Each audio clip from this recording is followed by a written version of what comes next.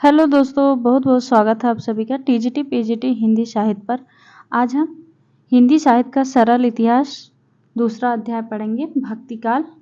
कल आदिकाल पर हमने बात कर लिया था। आज भक्तिकाल वास्तविक हिंदी साहित्य का प्रारंभ।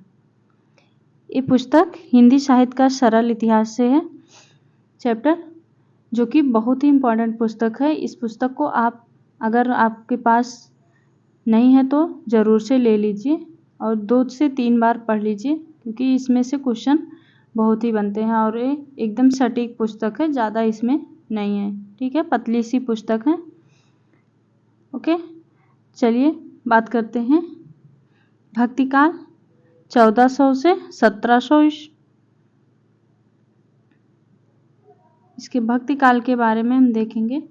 ठीक है, अगर आप चैनल पर नए सब्सक्राइब कर लीजिएगा ताकि हर वीडियो आप तक पहुंचे।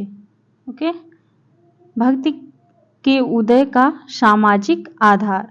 भक्ति काव्य भक्ति आंदोलन पर आधारित है।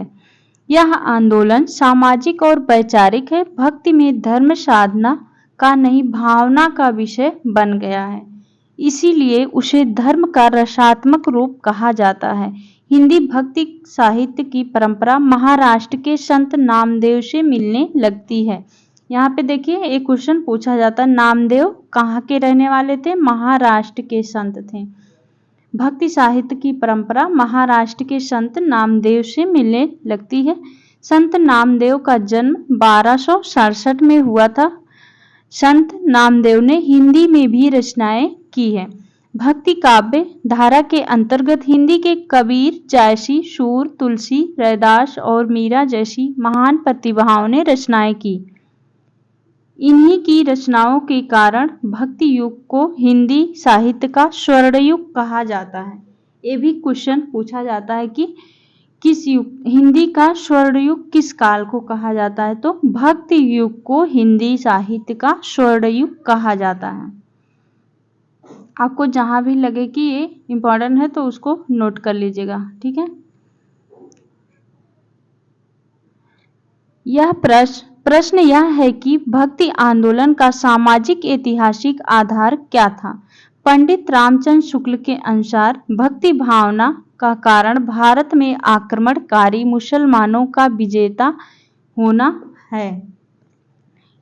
वे यह मानते थे कि भक्ति आंदोलन का सूत्रपात दक्षिण भारत में हुआ। रामचंद्र शुक्ल मानते थे, लेकिन उनका विचार था कि अपने पौरुष से हताश हिंदू जाति के लिए भगवान की भक्ति और करुणा की ओर ध्यान ले जाने के अतिरिक्त दूसरा मार्ग ही क्या था? एक कथन पूछा जाता है, किसने कहा था? तो रामचंद्र शुक्ल ने। संभवतः रामचंद्र शुक्ल ने उत्तर भारत की हिंदू जनता की पराजित मानसिकता को रेखांकित करना चाहते हो, जो भक्ति के प्रचार प्रसार के लिए अनुकूल भूमि बनी। यहाँ से पूछा जाता है ये वाला कथन। भक्ति आंदोलन का सूत्रपात दक्षिण भारत में हुआ, लेकिन उनका विचार यह था कि अपने पौरुष यहाँ से हताश होकर हिंदू जाति के लिए भगवान की भक्ति और करुणा की ओर ध्यान ले जाने के अतिरिक्त दूसरा मार्ग ही क्या था? एक कथन रामचंद्र शुक्ल पूछा जाता है वाला। ठीक है, आगे है पंडित हजारी प्रसाद द्विवेदी के अनुसार भक्ति आंदोलन भारतीय चिंताधारा का स्वाभाविक विकास है। उत्तर भारत के नाथ सिद्धों की साधना, अवतार लीला की अवधारणा और जातिगत कठोरता दक्षिण भारत से आई हुई भक्ति धारा में घुल मिल गई। द्विवेदी जी के अनुसार भक्ति आंदोलन और भक्ति काल का साहित्य लोकोन्मुख है। वह करुणा एवं परदुख कातरता से युक्त है। द्विवेदी जी कबीर की तेजस्विता को जुलाहा जाति की सामाजिक मर्यादा के प्रति असंतोष की भावना से जोड़ते हैं। हिंदुओं की पराजित भावना भक्ति का कारण होती तो वह उत्तर भारत में पहले आती, ये हजारी प्रसाद द्विवेदी कहते हैं। आगे है, इस बीच मध्यकाल पर काम करने वाले इतिहासकारों, विशेषतः इरफान हबीब और रामशरण शर्मा ने अपने कार्यों से इस क्षेत्र पर ऐसा प्रकाश डाला है कि हिंदी के भक्ति काव्य के विषय में हमें नई बातों का पता चलता है। इरफान हबीब के अनुसार उत्तर भारत में भक्ति आंदोलन की निर्गुण धारा के उत्थान में शिल्पियों और जाटों किसानों की प्रमुख भूमिका रही है। वे निर्गुण धारा को एकेश्वरवादी धारा कहते हैं। 13वीं-14वीं शताब्दी में नए शासकों की सत्ता स्थापित होने पर विलास सामग्री और सुविधाओं की मांग बढ़ी। केंद्रीय सत्ता खिलजी तुगलक सूरी शासकों की स्थापित होने पर सड़कों, भवनों आदि का निर्माण तेजी से होने लगा। इससे आवरण शिल्पियों की आर्थिक स्थिति में सुधार हुआ। आर्थिक स्थिति बेहतर होने पर उनमें अपनी सामाजिक मर्यादा को ऊपर उठाने की भावना पैदा हुई। निर्गुण पंथ के आवरण संतों की भावना का सामाजिक आधार यही था। आगे है, इस देश में जुलाहों की आर्थिक स्थिति प्राचीनतर काल से अच्छी रही। उनमें अपनी सामाजिक मर्यादा के प्रति असंतोष का भाव भी पहले से रहा है। 13वीं-14वीं शताब्दी में उनके साथ साथ अन्य आवरण शिल्पियों की स्थिति भी बेहतर हुई होगी। खेतों की सिंचाई के लिए नए तरीकों के उपयोगों के कारण इरफान हबीब के अनुसार जाटों किसानों की स्थिति भी बेहतर हुई होगी। और ठीक इसी समय दक्षिण भारत से प्रवाहित दर्शन और विचारधारा ने भक्ति आंदोलन को तेजी से प्रसारित किया। यह तो उत्तर भारत की बात हुई, लेकिन यदि भक्ति आंदोलन की लहर दक्षिण भारत से उत्तर में आई तो हमें यह भी पता लगाना होगा कि दक्षिण भारत में वे कौन सी परिस्थितियां थीं जिनके कारण भक्ति भावना ने वहां आंदोलन का रूप ग्रहण किया।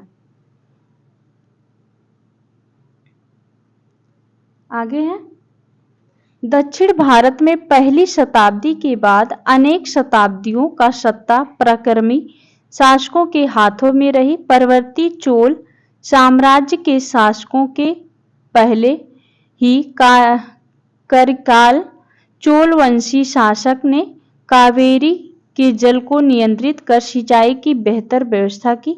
श्रीलंका के युद्धबंदियों से कावेरी के मुहानों पर फुहार का बंदरगाह तैयार करवाया।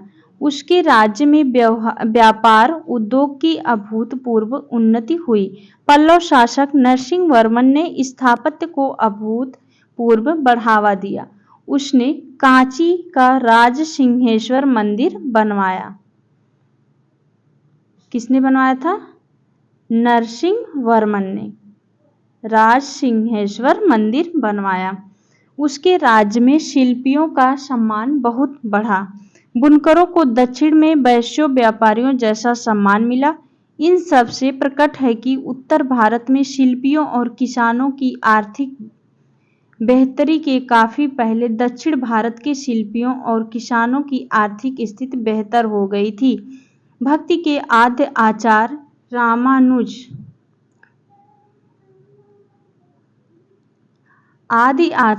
रामानुज कांचीपुरम के ही थे। एक क्वेश्चन पूछा जाता, रामानुजाचार्य कहाँ के थे? कांचीपुरम के। उनके एक गुरु कांचीपुर शूद्र थे। उनके गुरु कौन थे? कांचीपुर, जो कि शूद्र थे। मोस्ट इंपॉर्टेंट है। अलवार दक्षिण के प्रारंभिक भक्त कवि थे। आलवार दक्षिण के प्रारंभिक भक्त कवि थे। उनमें से अनेक आवरण थे। एक महिला भक्त अंदाल थी, जिन्हें दक्षिण की मीरा कहा जाना चाहिए। ये भी क्वेश्चन पूछा जाता है कि आलवारों में एक महिला थी, उनका नाम क्या था? अंदाल थी। उन्हें दक्षिण की पूछा जाएगा, दक्षिण की मीरा किसे कहा जाता है? तो अंदाल को। वे मीरा से कई शताब्दी पूर्व की थी। हम जानते हैं कि हिंदी के भक्ति काव्य में अवर्णों और नारियों का सर्वाधिक महत्वपूर्ण योगदान है। भक्ति के बाद फिर आधुनिक काल में ऊपर की बातें उस सामाजिक आर्थिक स्थिति को प्रकट करती है जिसने शिल्पियों आवरणों को सामाजिक मर्यादा की दृष्टि से ऊपर उठाने की प्रेरणा दी, लेकिन यह बिना किसी पुष्ट विचारधारा के संभव नहीं था। आगे है रामानुजाचार्य 11वीं शताब्दी का विशिष्टाद्वैतवाद दर्शन। रामानुजाचार्य विशिष्टाद्वैतवाद भक्ति का दार्शनिक या विचारधारात्मक आधार प्रस्तुत करता है। विशिष्टाद्वैत शांकर अद्वैत की तरह जगत को मिथ्या नहीं मानता। रामानुज का ब्रह्मा विशेषण से युक्त अर्थात विशिष्ट है। उनके अनुसार जगत मिथ्या नहीं है, वास्तविक है। ब्रह्मा जीव है। ये रामानुजाचार्य के अनुसार ब्रह्मा जीव है और जगत को धारण करता हुआ उसका नियमन करता है। जगत को वास्तविक मानकर उनको महत्व देने में ही भक्ति की लोकोन्मुखता निहित है। यदि लोक सत्य है तो लोक पीड़ा उपेक्षणीय नहीं। भक्तों ने लोक पीड़ा को इतना महत्व नहीं दिया है, इसलिए वे करुणा के अन्यतम रचनाकार हैं। आगे है कहा जाता है कि भक्ति द्रविड़ उपजी लाए रामानंद। रामानंद 1400 से 1470 रामानुज की ही परंपरा के आचार्य थे। भक्ति साधना के रूप में वे तो पहले से ही थी। रामानुजाचार्य ने उसे लोकोन्मुख बनाकर दार्शनिक वैचारिक आधार दिया और रामानंद के व्यक्तित्व के वह उत्तर भारत में आंदोलन और साहित्य का स्रोत बनी। आगे है एक बात महत्वपूर्ण यह है कि आधुनिक भारतीय भाषा हिंदी और अन्य भारतीय भाषाएं धार्मिक वाङ्मय की अभिव्यक्ति का माध्यम बने। नाथ सिद्धों की साधना में अंतस साधना पर बहुत बल था। सरहपा सहज साधना के विश्वासी साधक थे। सरहपा सहज साधना वे माया को भी त्याज नहीं मानते थे। उनके यहाँ चित्त की निर्मलता और करुणा को महत्व दिया गया था। सरहपा के यहाँ नाथ ब्रह्मचर्य का विरोध करते थे। नाथ ब्रह्मचर्य का विरोध कौन करते थे? नाथ। उनकी साधना भक्ति भावना में घुल मिल गई। फलता उत्तर भारत में आकर भक्ति साधना उतनी निरीह नहीं रह गई। वह वर्ण व्यवस्था और कर्म कांड के प्रति आक्रामक बनी। उत्तर भारत में सूफी साधना के रूप में इस्लाम भी भक्ति मार्ग का सहचर बना। आगे है भक्ति की धाराएं विभिन्न संप्रदाय से। भक्ति की दो धाराएं प्रवाहित हुई, निर्गुण धारा और सगुण धारा। निर्गुण और सगुण धारा में अंतर इस बात का नहीं है कि निर्गुणियों के राम गुणहीन और सगुण मतावलंबियों के राम कृष्ण या गुण सहित। निर्गुण का अर्थ संतों के यहाँ गुण रहित नहीं गुणातीत है। निर्गुण और सगुण मतवाद का अंतर अवतार एवं लीला की दो अवधारणाओं को लेकर है। निर्गुण मत के इष्ट भी कृपालु, सहृदय, दयावान, करुणाकार हैं। वे भी मानवीय भावनाओं से युक्त हैं, किंतु वे ना अवतार ग्रहण करते हैं ना लीला। वे निराकार हैं। सगुण मत के इष्ट अवतार लेते हैं, दुष्टों का दमन करते हैं, साधुओं की रक्षा करते हैं और अपनी लीला से भक्तों के चित्त का रंजन करते हैं। अतः सगुण मतवाद में विष्णु के 24 अवतारों में से, यहाँ पे देखिए मोस्ट इम्पोर्टेंट, सगुण मतवाद में विष्णु के 24 अवतारों में से अनेक की उपासना होती है। यद्यपि सर्वाधिक लोकप्रिय और लोक पूजित अवतार राम एवं कृष्ण ही हैं। निर्गुण एवं सगुण दोनों प्रकार की भक्ति का मुख्य लक्षण है। भगवत विषयक रति एवं अनन्यता, नाथ सिद्धों के आसन प्राणायाम, सहज समाधि, शरीर प्राण मन वाणी की अंचलता का योग सब इसी महाराग में विलीन हो गए। भक्ति के अनेक संप्रदाय हैं। उनमें से 4 प्रमुख संप्रदायों और उनके आचार्यों का परिचय संक्षेप में दिया जा रहा है। ये श्री ब्रह्मा, रुद्र, सनकादि या निम्बार्क।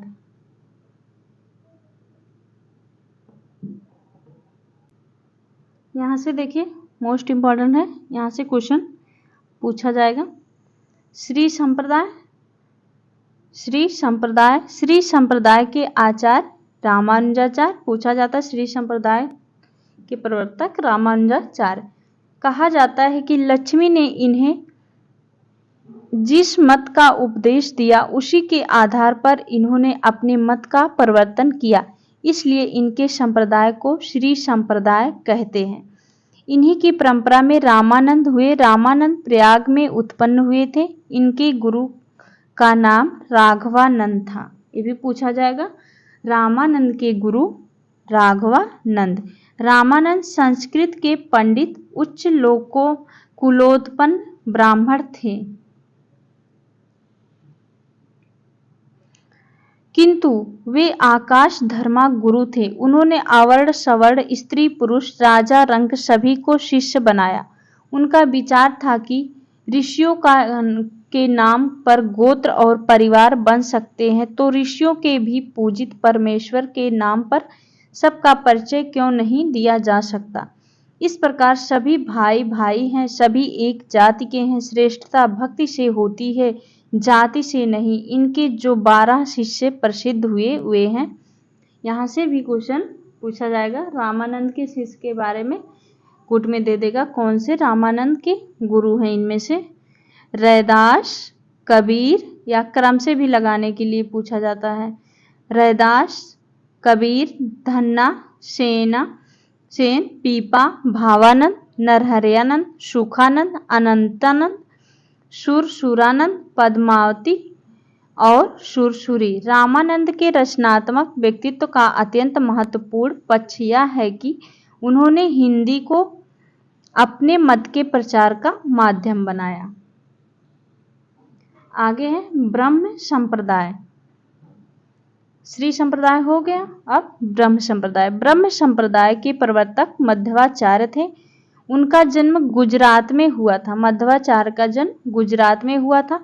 चैतन्य महाप्रभु पहले इसी संप्रदाय में दीक्षित हुए थे।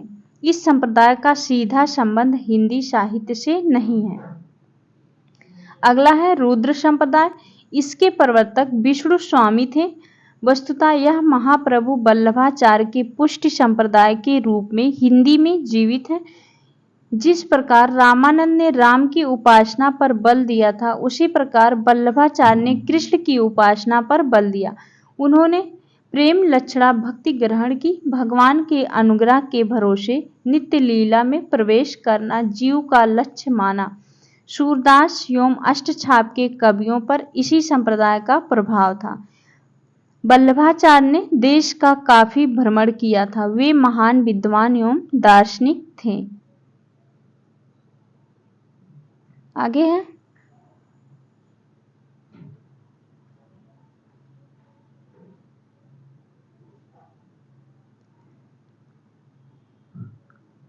उनका व्यक्तित्व अत्यंत लोकप्रिय एवं मानवीय रहा होगा। उनके जीवन की तो जो बातें इधर उधर बिखरी मिलती हैं, उनसे लगता है कि मानव मन में उनकी गहरी पैठ रही होगी। अगला सनकादि संप्रदाय। यहाँ से क्वेश्चन पूछा जाता है, संप्रदाय के प्रवर्तक पूछा जाता है। सनकादि संप्रदाय निम्बार्काचार्य द्वारा प्रवर्तित है।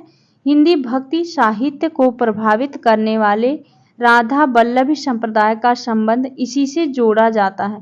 राधा वल्लभी संप्रदाय के प्रवर्तक गोसाई हित हरिवंश का जन्म 1502 मथुरा के आसपास बांदा गांव में हुआ था। कहा जाता है कि हित हरिवंश पहले माधवा अनुयायी थे। इसमें राधा की प्रधानता है। आगे है सूफी साधना। भक्ति आंदोलन इतना व्यापक एवं मानवीय था कि इसमें हिंदुओं के साथ मुसलमान भी आए। सूफी यद्यपि इस्लाम मतानुयायी हैं, किंतु अपने दर्शन एवं साधना पद्धति के कारण भक्ति आंदोलन में गणनीय है। इस्लाम एकेश्वरवादी है, किंतु सूफी संतों ने अनलहक अर्थात मैं ब्रह्मा हूँ, अनलहक का अर्थ है मैं ब्रह्मा हूँ की घोषणा की। यह बात अद्वैतवाद से मिलती जुलती है। सूफी साधना के अनुसार मनुष्य के 4 विभाग हैं। कौन कौन से हैं? नफ्स, अक्ल, कल्ब, रूह। इसको कर्म से भी आएगा। नफ्स इंद्रिय, अक्ल बुद्धि या माया, कल्ब हृदय, रूह आत्मा। यह साधना नफ्स और अक्ल को दबाकर कल्ब की साधना से रूह की प्राप्ति पर बल देती है। हृदय रूपी दर्पण में परम सत्ता का प्रतिबिंब आभासित होता है। यह दर्पण जितना ही निर्मल होगा रूप उतना ही स्पष्ट होगा। अर्थात सूफी साधना भी हृदय की साधना है, इसी से वह भक्ति है। अर्थात शुक्ल ने इसलिए जायसी आदि सूफी कवियों को कबीर, सूर, तुलसी की कोटि में रखा है। यह बात भी महत्वपूर्ण है कि सूफी संतों में भी प्रायः निम्न वर्ग के लोग थे। इसमें राबिया जैसी महिला साधिका प्रसिद्ध है। सूफी संतों में राबिया, मुल्ला दाऊद 1379 ईस्वी के प्रथम सूफी कवि हैं। मुल्ला दाऊद 1379। सूफी कवियों की परंपरा 19वीं सदी तक मिलती है। सूफी साधना का प्रवेश इस देश में 12वीं सदी में मोइनुद्दीन चिश्ती के समय से माना जाता है। सूफी साधना के 4 संप्रदाय प्रसिद्ध हैं: चिश्ती, सोहरावर्दी, कादरी और नक्शबंदी। हिंदी का काव्य अवधी भाषा में रचित मिलता है। सूफी मुसलमान थे, लेकिन उन्होंने हिंदू घरों में प्रचलित कथा कहानियों को अपने काव्य का आधार बनाया। उनकी भाषा और वर्णन भारतीय संस्कृत रची बसी है। प्रेम की पीर की व्यंजना इनकी विशेषता है। अगर आपको अच्छा लगा हो तो प्लीज़ चैनल को सब्सक्राइब जरूर कर लीजिएगा, ठीक है, ताकि हर वीडियो आप तक पहुँचे।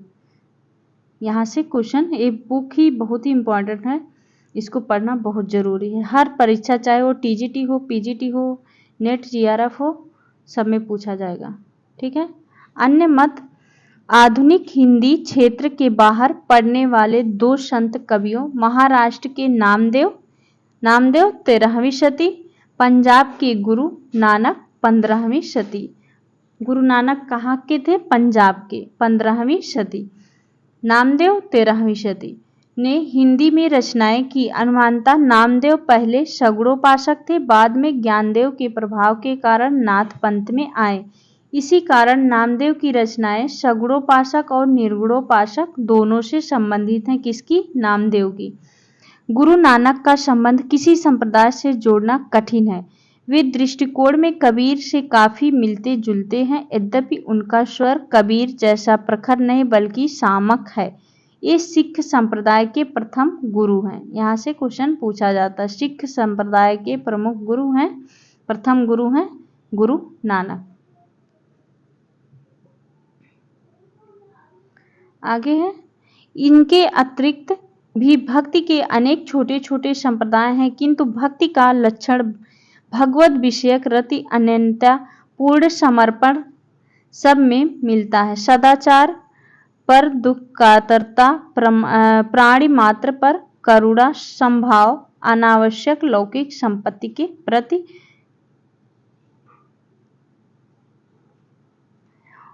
उपेक्षा, अहिंसा आदि का भाव सभी प्रकार के भक्तों में पाया जाता है। इनमें निर्भीकता भी है।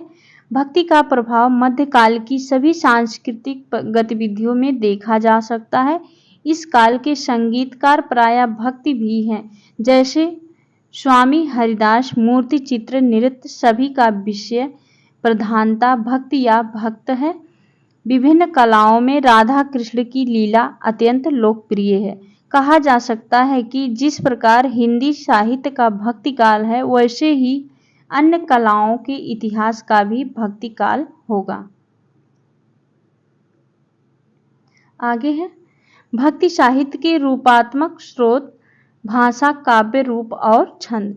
भक्ति आंदोलन अखिल भारतीय था। इसका परिणाम यह हुआ कि लगभग पूरे देश में मध्य देश की काव्य भाषा हिंदी ब्रज भाषा का प्रचार प्रसार हुआ। नामदेव यदि अपनी भाषा अर्थात मराठी में और नानक देव पंजाबी में रचना करते थे तो वे ब्रज भाषा में भी रचनाएं करते थे। 14वीं शती में दिल्ली में केंद्रीय सत्ता स्थापित होने के बाद जब सड़कें आदि बड़े पैमाने पर बनी, व्यापार की बढ़ोतरी हुई तो देश के विभिन्न क्षेत्रों के लोग का मिलना जुलना भी ज्यादा बढ़ा। इनमें सैनिक, व्यापारी तथा साधु संत अधिक होते थे। डॉक्टर रामविलास शर्मा के अनुसार, यहाँ पे रामविलास शर्मा का कथन दिया गया है। डॉक्टर रामविलास शर्मा के अनुसार 15वीं शती, 16वीं शती और 17वीं शती में यहाँ व्यापार की बड़ी बड़ी मंडियां कायम होती हैं। 25 नगर व्यापार और सांस्कृतिक आदान प्रदान के केंद्र बनकर उठ खड़े होते हैं। लोहे और कपास का सामान काफी बड़े पैमाने पर तैयार किया जाता है। सैकड़ों वर्ष के बाद सामाजिक जीवन की धुरी गांव में घूमकर नगर की ओर आ जाता है। इसी समय सामाजिक जीवन की वागडोर सामंतों के साथ व्यापारियों के हाथ में आ जाती है। सिक्कों का प्रचलन बढ़ जाता है। समाचार भेजने के लिए हरकारों की व्यवस्था होती है।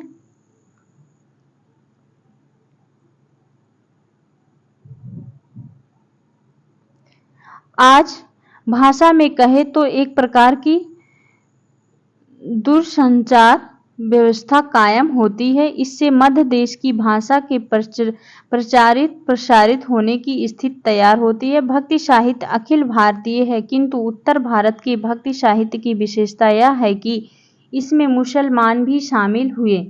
दक्षिण भारत के भक्ति साहित्य में जायसी, रहीम और रसखान जैसे मुसलमान रचनाकारों का नाम नहीं सुनाई पड़ता। संभवतः भक्त कवियों की इतनी अधिक संख्या केवल हिंदी में है।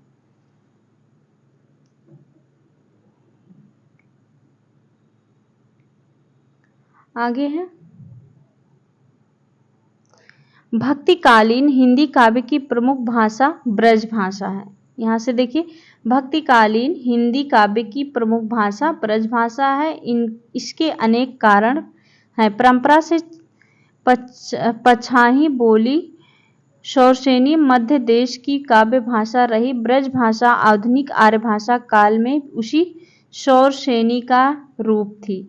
उसमें सूरदास जैसे महान लोकप्रिय कवि ने रचनाएं की और वह कृष्ण भक्ति के केंद्र ब्रज की बोली थी,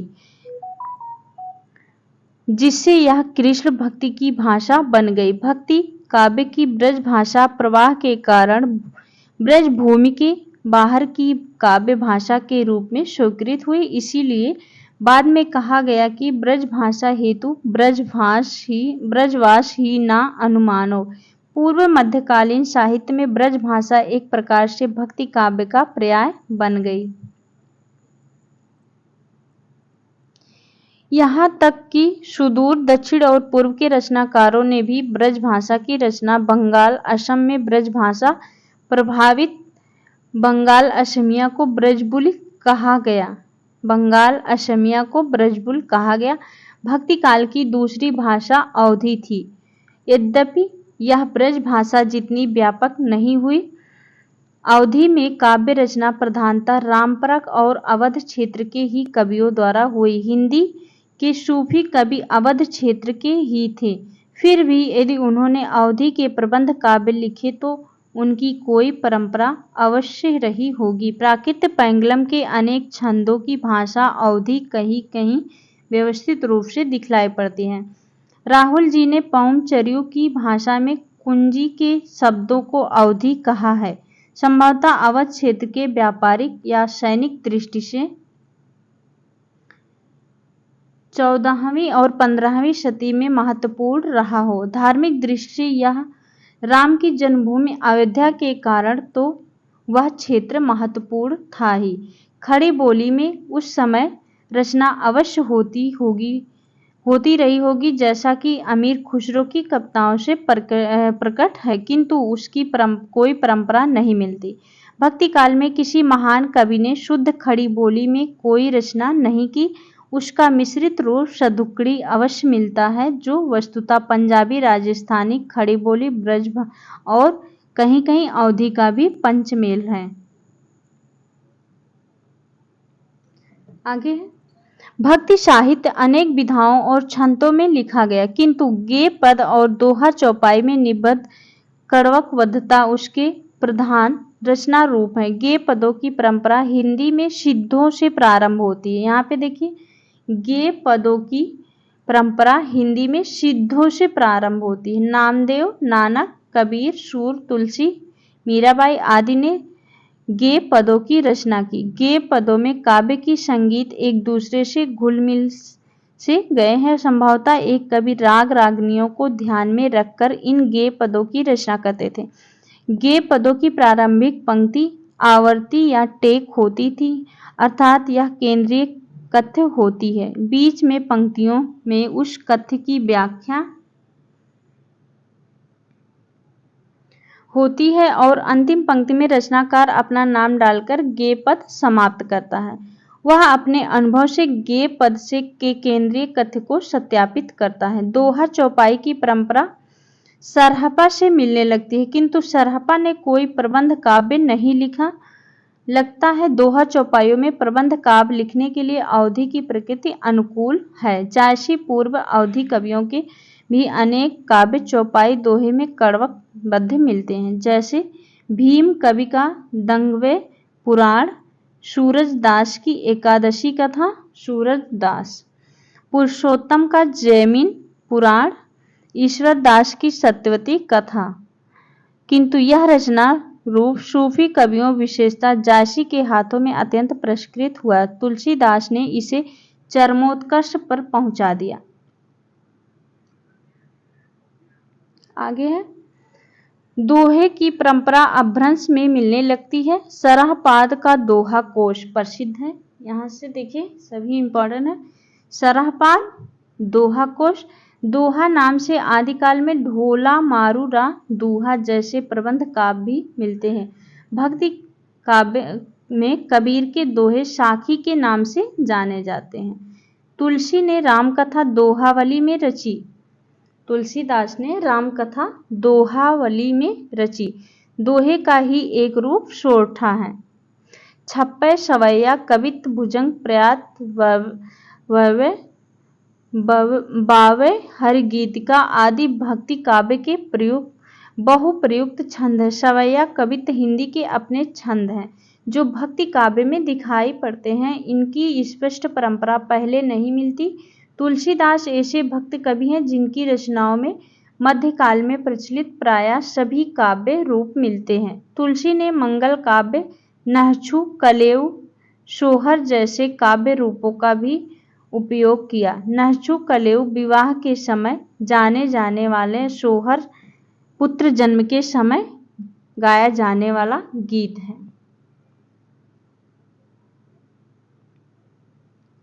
आगे है, आदिकाल में विविध छंदों के प्रबंध काव्य रचने की प्रवृत्ति। उदाहरण के लिए पृथ्वीराज रासों में छंद बहुत जल्दी जल्दी बदलते हैं। सूरदास और तुलसीदास भी छंद परिवर्तन करते हैं, किंतु जल्दी जल्दी नहीं। केशव की रामचंद्रिका में बहुत जल्दी जल्दी छंद परिवर्तित हुए हैं। इस प्रकार हम देखते हैं कि भक्ति आंदोलन के विकास में अनेक स्थितियों का योगदान है।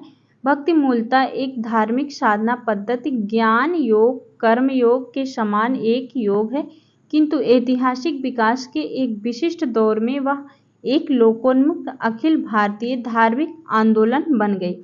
धर्म उनका रूप है और मानवीय करुणा उसकी अंतर्वस्तु है। हिंदी साहित्य के इतिहास का भक्ति काल इसी धार्मिक आंदोलन पर आधारित है। साहित्य में यह विविध विधाओं एवं कलात्मकता से युक्त होकर उत्कृष्ट रचनाओं के रूप में प्रकट हुआ है। आगे है,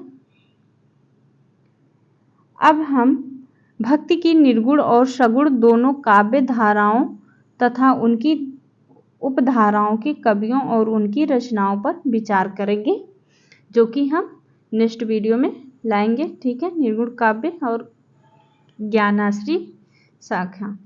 ठीक है, तो आपको यह वीडियो लेक्चर कैसा लगा कमेंट करके ज़रूर बताइएगा और चैनल को सब्सक्राइब कर लीजिएगा। ठीक है, मिलते हैं एक और नए टॉपिक के साथ। ये पुस्तक पढ़ना बहुत ही इम्पॉर्टेंट है, इसलिए लोग सोचते हैं कि पुस्तक इतना टाइम कौन वेस्ट करे, सीधे सीधे क्वेश्चन आंसर मिल जाए, तो ऐसा नहीं है। मूल पुस्तक पढ़ना हमारे लिए बहुत ही इम्पॉर्टेंट है, क्योंकि 20 से क्वेश्चन पूछा जा रहा है नए टॉपिक पे। ठीक है, ठीक है, मिलते हैं नेक्स्ट वीडियो में। तब तक के लिए बहुत बहुत धन्यवाद दोस्तों।